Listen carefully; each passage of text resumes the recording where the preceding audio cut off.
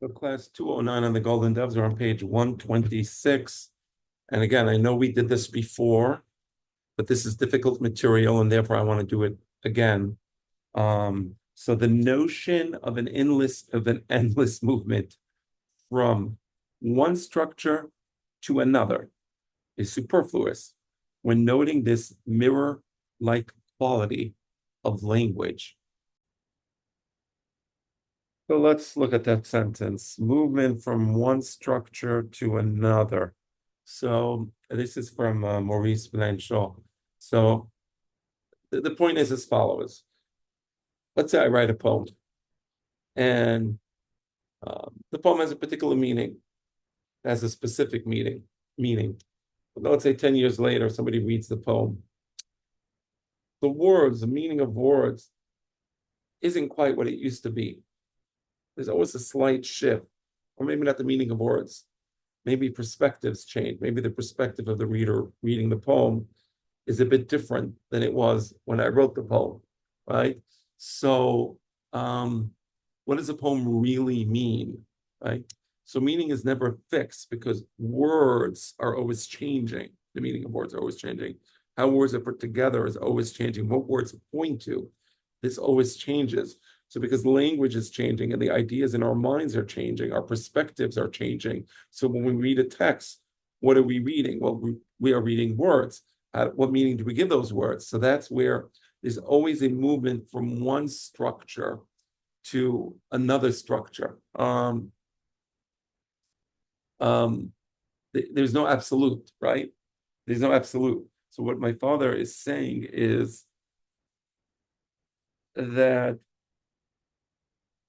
my father is proposing a slightly different framework through which to understand all this. And rather than having a movement from one structure to another, where there is no absolute meaning, and meaning is always sort of deferred depending on who's reading and who's interpreting. My father says, well, no, there is some fixed meaning, right? We call that peshat, right? There is a semiotic meaning to words. Um, the but you have these mirrors, and the mirrors are always distorting that, yes.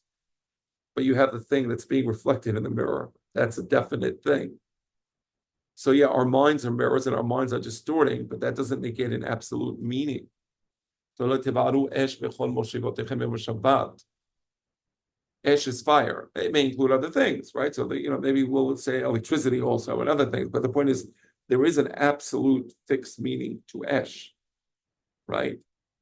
So we reject Maurice Blanchot's idea of an endless movement from one structure to another, where there is no peshat, where there is no fixed absolutes. For us, there are fixed absolutes. Yes. And there's a mirrors as well, and the mirrors distort, and that's where you have the possibility of derasha, right? The problem raised by Wittgenstein and Russell concerning the impossibility of language expressing its own structure misses this cardinal point. So Wittgenstein, he points out that language cannot express its own structure. Let me give you an example. Let's say there's a language. Let's call the language L. And that language has words, it has a vocabulary, it has a grammar. How do you combine the words? Grammar. It has a semantics. What meaning do we assign to the words, right? So to express its own structure, language L would need to describe vocabulary and grammar and semantics. So the problem is, and this is the problem raised by Wittgenstein, I believe Wittgenstein discusses infinite regress in his Tractatus. And the idea of infinite regress is, let's say now I use words to describe the vocabulary, grammar, and semantics of the language L. Well, those words themselves need to be explained by language L, right? And then that explanation needs to be explained by language L, right? So it's infinite regress. But there's also the certain limits in what can be expressed, because let's say I want to define the word meaning, right? That could be problematic, right? Because the structure of meaning or the meaning of meaning requires a structure of meaning to explain it. So it's right. Imagine you have a dictionary and every word in the dictionary has a meaning, but anytime the dictionary uses a word to explain another word, it explains the words it's using to express the other words, right? So it's kind of a it's ultimately there's a certain circular reasoning here. That's the point that Wittgenstein makes. The impossibility of language expressing its own structure, right?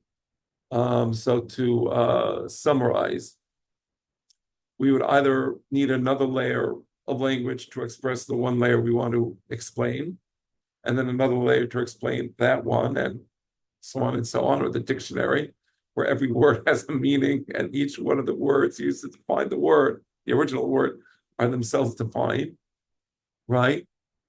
But then there's some things that can be shown but can't be expressed, like the meaning of the word meaning. So again, my father says that we don't need that.